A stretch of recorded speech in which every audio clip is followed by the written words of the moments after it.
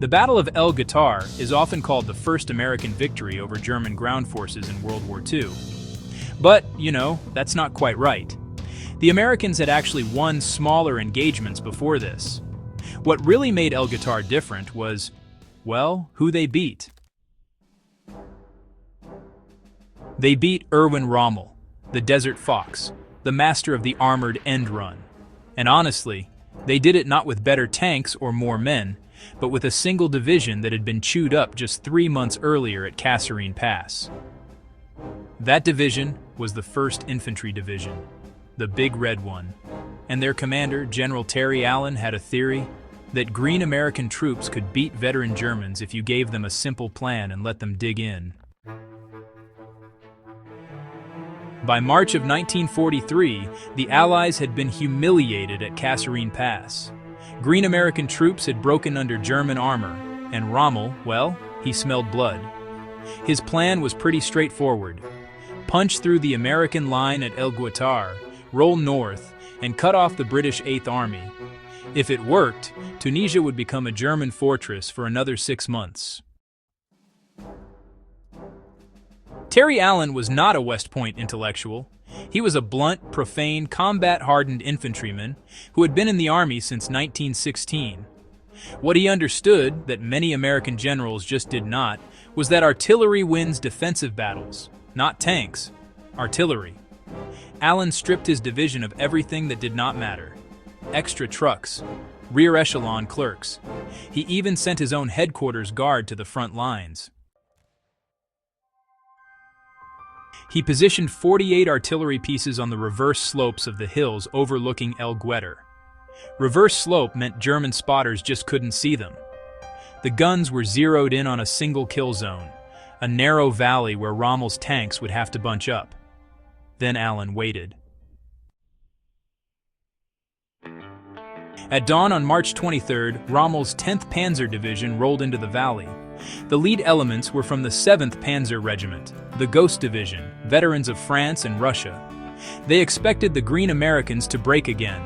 Instead, the first artillery shells landed before the lead tank had even cleared the pass. Allen's fire plan was not complicated. Forward observers called in corrections. The guns fired for effect. Then they shifted fire and fired again. In the first 15 minutes, the 10th Panzer lost 11 tanks. Not to American tanks, but to American howitzers. The Germans did what they always did. They kept advancing. Armored doctrine said speed and aggression broke defensive lines.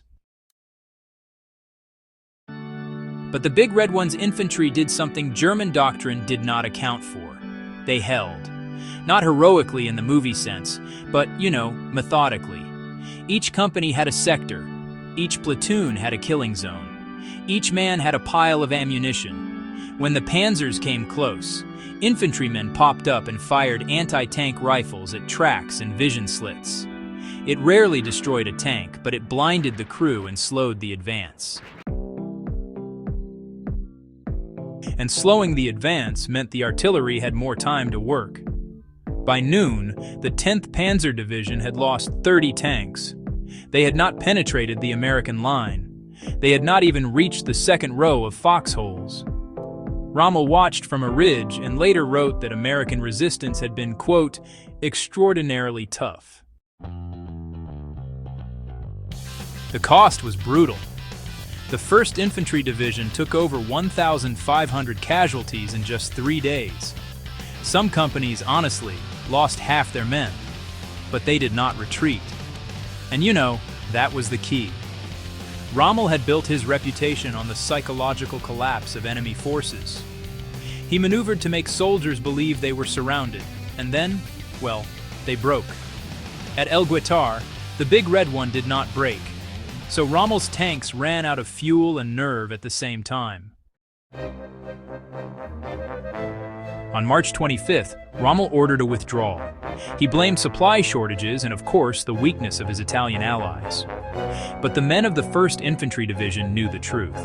They had stood in front of the best Panzer Division in North Africa and said no. El Guettar was not a destruction of German power. Rommel's army, honestly, survived and fought for 2 more months in Tunisia. But the battle proved something that changed American doctrine for the rest of the war. Green troops, properly led and given a simple defensive plan, could beat veteran attackers. Not by outfighting them, by outweighting them. Every artilleryman in the U.S. Army today still learns the lesson of El Guettar: mass your fires, hide your guns, and let the enemy come to you. The infantry's job is not to kill tanks. It is to hold ground while the artillery kills tanks. That sounds simple. It is not. Holding ground when panzers are 50 meters away requires a kind of discipline that cannot be taught in peacetime. The 1st Infantry Division earned that discipline in the rocky hills of El Guettar. They have not forgotten it since. Subscribe to War Machiner and share this if you value history that goes deeper.